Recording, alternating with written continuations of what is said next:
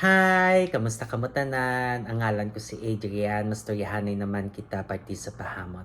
Ini nga pahamot nga luya ko istorya sa inyo subong tawag siya Ragba Wood Intense Eau de Parfum for Men.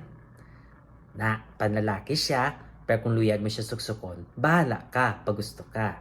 Kag Eau de Parfum ni siya, bot hambalon isa ka braso kalayo bago ka masimutan. Te, ano ni siya klase nga pahamot. Sa ngalan pa lang nakabotang wood intense. Bali makahoy gini siya, puno ni siya kakahoy. Kag matamis, kanamit kaayo. Ang matabo sini kung ispray mo ni si imo, basing tupad mo, kag ton ka, kag kuyam-kuyamon, kag supsupon, kay tamis si imo. Na, no? Halong lang.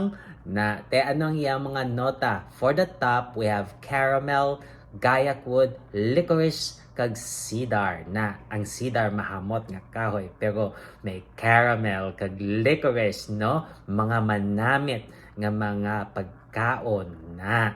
For the mid, we have sugar, agarwood, sandalwood, kag cashmere wood. Wow, ginbutangan pagid asukal, no? Na nagtamis pagid siya. Kag may agarwood, botambalon, pampadalom para magdalom ang hamot, na kag mahamot ang sandalwood nga kahoy. Na for the base, we have incense, vanilla, amber, oak moss, kag musk, no? Incense para do may pagkakahang, vanilla para maghumok siya, amber pampainit, oak moss para may pagkapait, kag musk para dakpo niya ang hamot.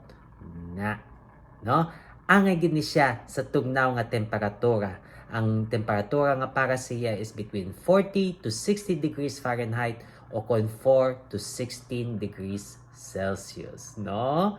Nakatugnaw pa bala subong, no? Kag kabalo ko dira sa Pinas tugnaw man na nami magpabagyo kag amo ni siya ispray niyo si imo kay katamis si imo.